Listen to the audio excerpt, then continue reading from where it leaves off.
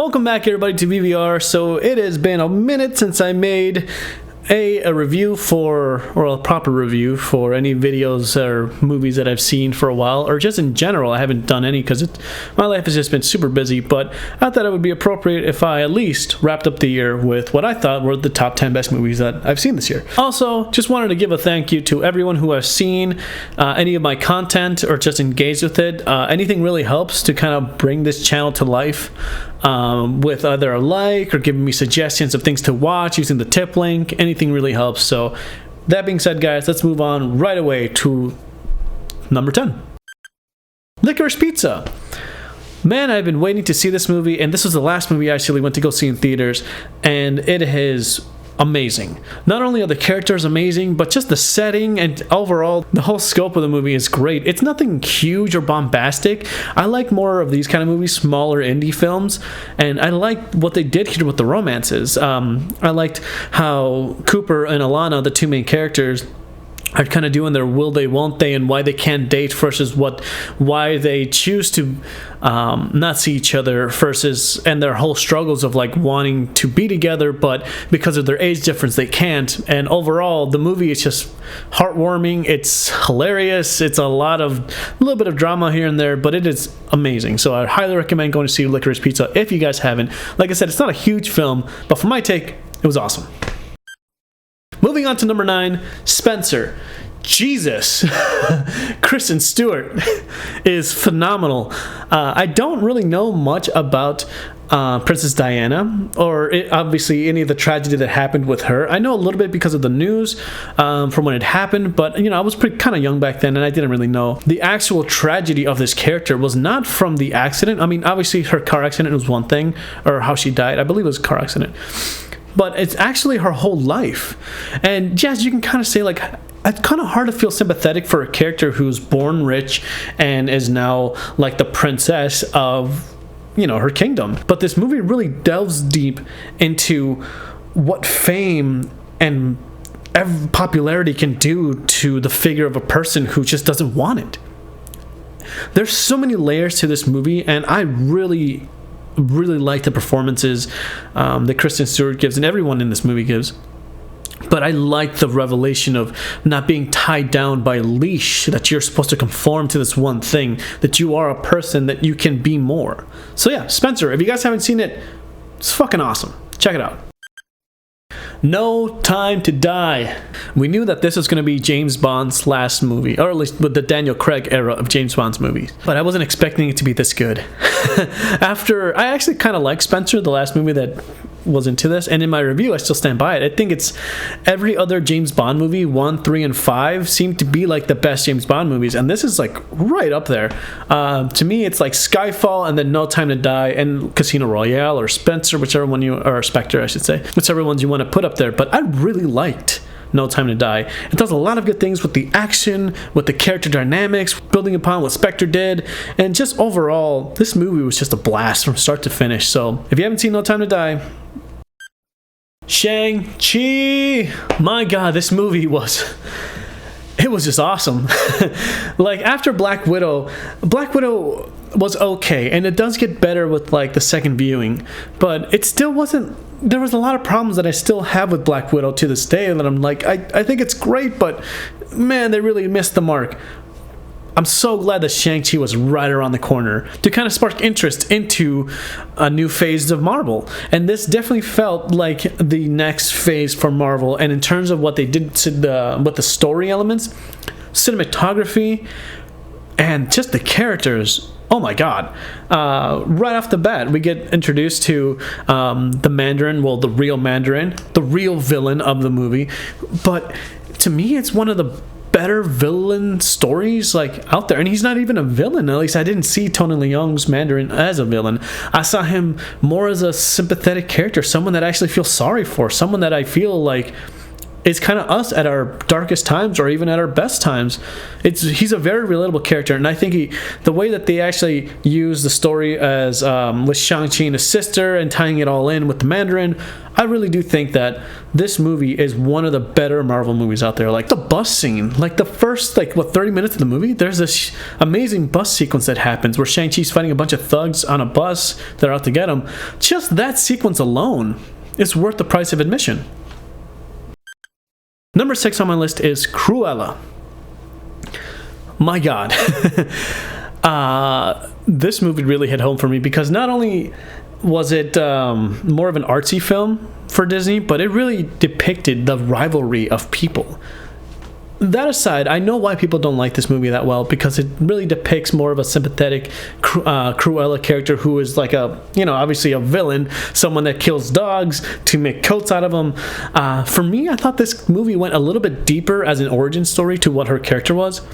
And Emma Stone in this is just, I feel like she was born to play Cruella. Like, just overall, the sound choices that they used for this movie, the 321.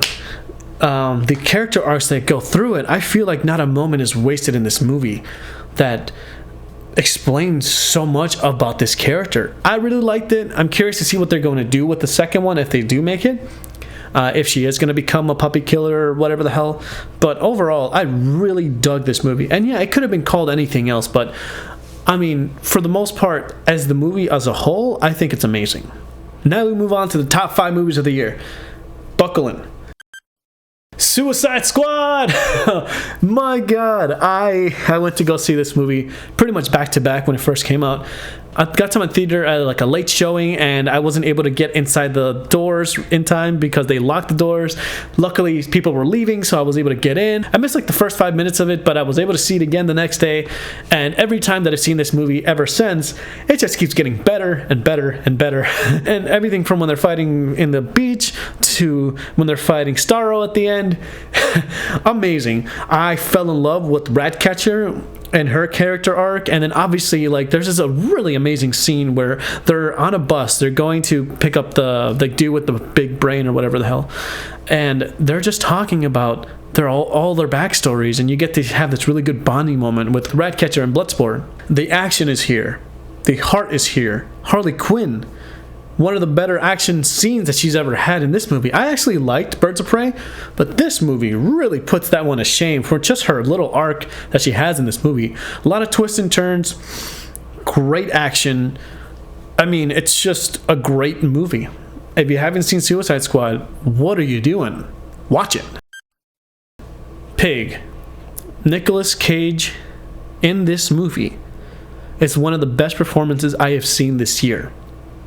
Yeah, it's a little bit of a smaller indie film, but my God, I haven't seen him act like this in a minute. And he's pretty consistent with every role that he gets. Like he usually puts 100% into these roles, but just the way that the director directed him in this movie, it felt so good to see this revelation of why this person lives in a cabin in the middle of the woods by himself, and why he exiled himself from the life that he used to live in the city, where he used to be this top big chef and like a very respected person, to isolating himself in a cabin in the woods with his pig. It's a very bittersweet story, but it's a story that we can definitely relate to. This movie is just, from start to finish, you start to peel back the layers of who Nicolas Cage was. And then when you get to that dinner scene at the end where he's preparing a meal for the kid and his father, mainly for the father so he can convince him to give him back the pig, I broke down. It was so fucking good. And even at the end, so amazing. I can't recommend Pig enough, guys. Like, Nicolas Cage at his best. Absolutely. SpiderMan! My God. SpiderMan, No Way Home. Got to see it 2 times the same day. I felt that both times I went to go see this movie on opening day, it had the same energy, the same kind of electricity in the air that when we were watching Endgame, everyone was just clapping and cheering throughout all of the surprises. And there are tons of surprises. Not going to spoil any of them for you here, but this to me like number 3 on this list, it is my top 3 Spider-Man movies of all time. Like, you got Spider-Man 2, Spider-Man Into the Spider-Verse, Spider-Man No Way Home. And what I liked what they did in this movie is they actually build upon all the other Spider-Man movies that came before it. And you'll know what I'm talking about when you see this movie, but my God, they did it. Because of this movie, it makes the other Spider-Man movies better. Just appreciate them a lot more. Say what you will about The Amazing Spider-Man 2. Messy tones and just inconsistent things here and there. Andrew Garfield is still one of the best Spider-Man out there. To me. And obviously, Tobey Maguire's Spider-Man are just the best Spider-Man movies ever made. Number 2 for me. But in terms of what No Way Home does at the end of this trilogy, it gets to the root of who Spider-Man really is. The responsibility that he has to shoulder. And overall, it's a great origin story for Spider-Man. Moving forward, I don't even know what's going to happen, but I'm excited. This is really hard. I was going back and forth with which one is going to be my number 2 or my number 1, because I could just throw, a frickin' coin in the air and one's going to land with either this movie today or that movie tomorrow. But I think Nobody, number 2 for me. This was going to be my favorite film of the year until I saw another movie that's coming up right after this. But Nobody is fresh. To compare it to a John Wick film is really doing a disservice. There's so much more to this film than that. When this movie came out, I just felt refreshed. I felt like the action hit. I felt that every scene that came after, the first big action scene just kind of kept getting better and better and better. And I love the ending. The ending is fucking awesome. I can't recommend Nobody enough. Bob Odenkirk kills it. Who would have thought? It's really fucking good.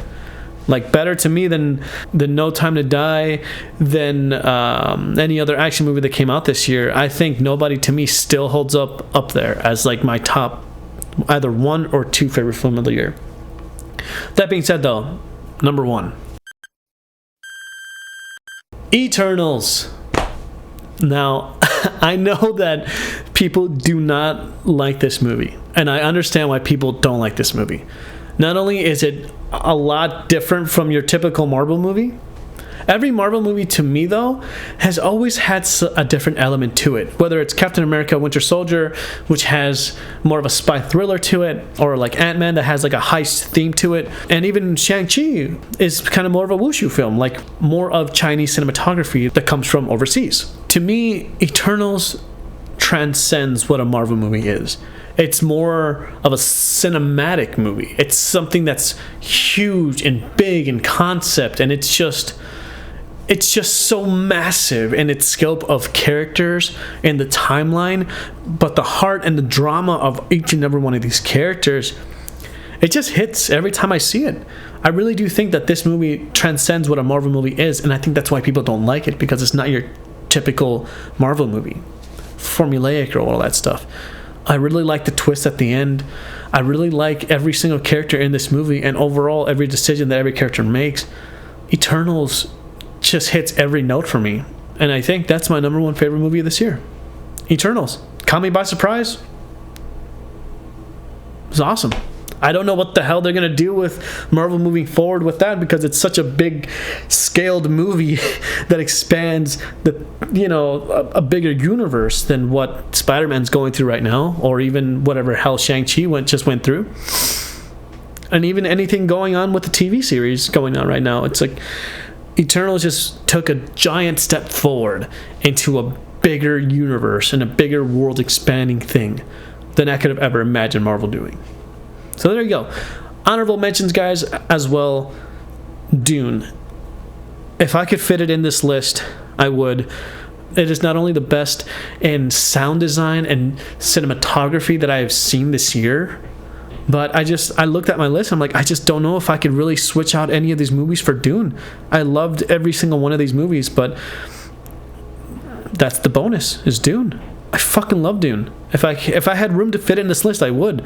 But not to say that it's not a great movie or because it didn't make my list, but I love Dune equally as much as I loved all of these films. Just to put it out there. In any case, that was my top 10 list with a little bonus film in there as well. Let me know what you guys think about it. Did you hate my list? Were there films that you would have switched in different orders? Let me know what you guys think. It has been a great year to share with you guys. And like I said, anything helps for my content. You can just give it a like, subscribe, obviously, whatever you guys do. Thank you so much for watching. I'll catch you later. Bye-bye.